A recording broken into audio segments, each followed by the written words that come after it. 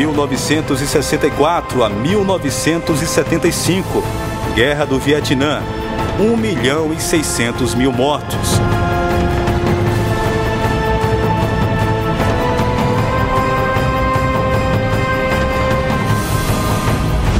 1991, Guerra do Golfo, 110.000 mortos. Bombas inteligentes, guiadas a laser, explodindo ao vivo via satélite. 1992 a 1995, Guerra de Sarajevo, 220.000 mortos. Cristãos e muçulmanos se aniquilam na moderna guerra étnica. As heranças de tanta destruição parecem despertar até hoje a crença que estamos nos últimos dias da humanidade. Na Segunda Guerra Mundial, a humanidade conheceu o poder devastador da bomba atômica. Era um sinal claro de que a humanidade dava seus passos para o fim. Desde então, inúmeras bombas e artefatos de destruição em massa têm sido criados. O mundo nunca mais foi o mesmo.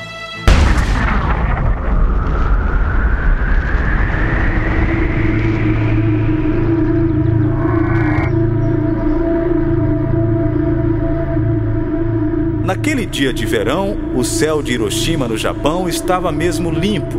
Era 8h15 da manhã. O bombardeio B-29 Enola Gay soltou a bomba atômica sobre a cidade.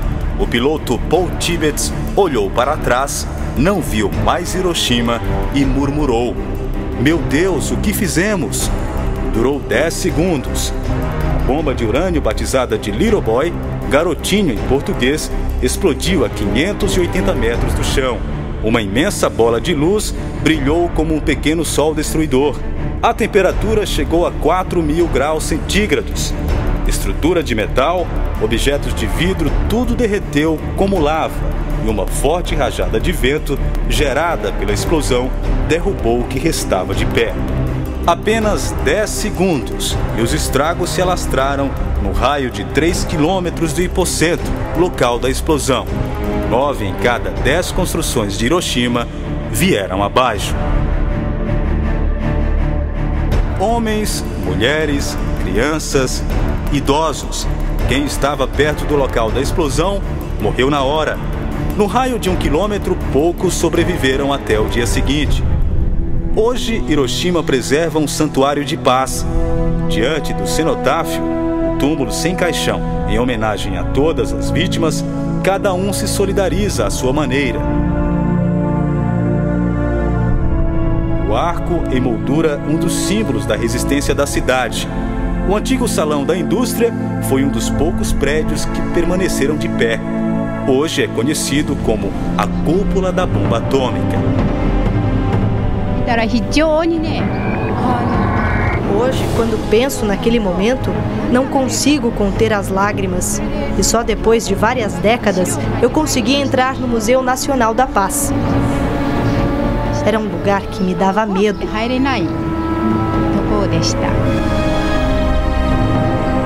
Quem entra no museu revê Hiroshima antes e depois da bomba. Corredores cobertos de fotos, documentos, vídeos, perplexidade.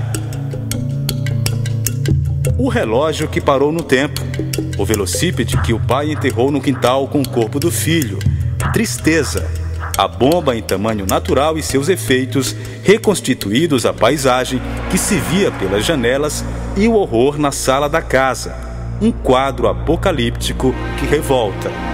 A tragédia de Hiroshima se repetiu em Nagasaki 3 dias depois, ao 12h01, e a chama da paz não nos permite esquecer que o fogo nuclear ainda coloca em risco a vida na Terra. Nós temos de viver com esperança. Através do nosso esforço, tudo é possível. Essa esperança, Dona Mitiko traduz em versos. Um dos poemas, o Leandros, fala da flor que brotou no solo arrasado de Hiroshima, pouco depois da bomba. Revela o sentimento da menina que ela foi naquele dia. E o poema virou música. Kaofune no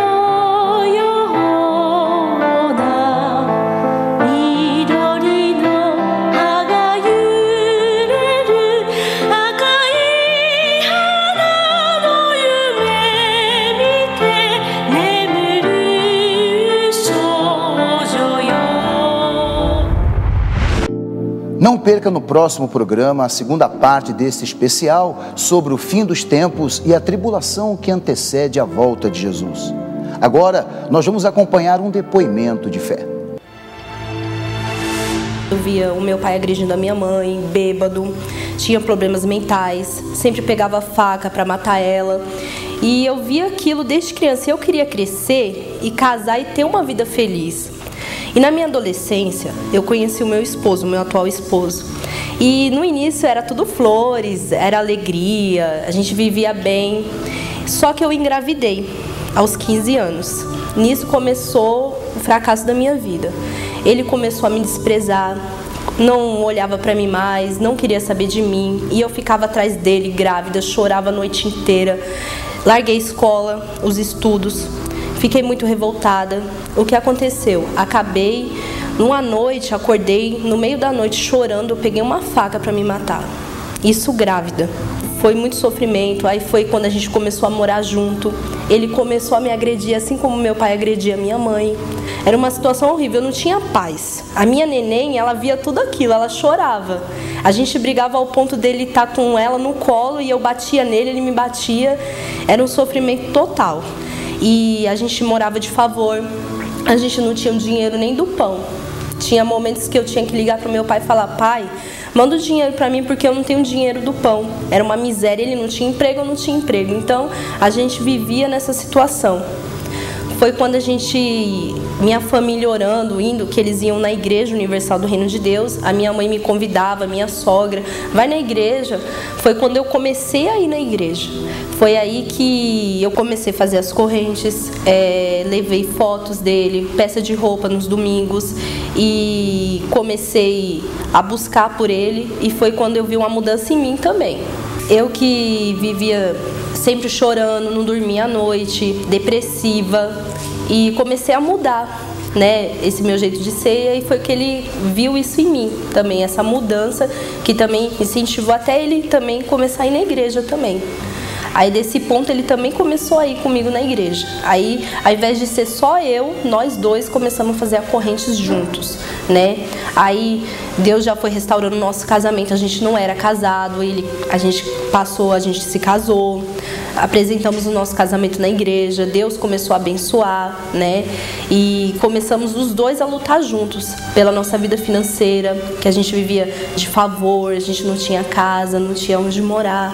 Aí foi que Deus começou a abençoar, responder, e hoje, graças a Deus, nós temos a nossa vida abençoada, temos a nossa casa, hoje temos o nosso próprio negócio, temos o nosso carro. As minhas filhas vivem num ambiente de paz, de alegria, porque eu tomei a atitude de sair da minha casa, lutar pelo meu casamento, lutar pelo meu marido.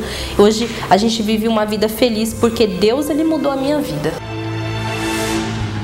Tenha você também a vida transformada pela fé.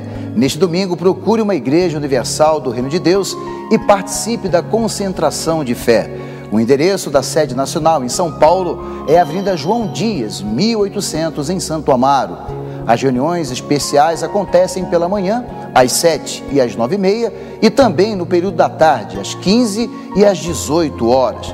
Para encontrar o endereço da Igreja Universal que fica mais perto de você, entre no site www.arcauniversal.com.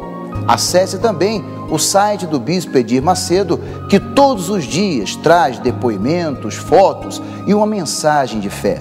www.bispomacedo.com.br. O Bíblia em Foco de hoje termina por aqui. Uma boa semana a todos e até o próximo programa.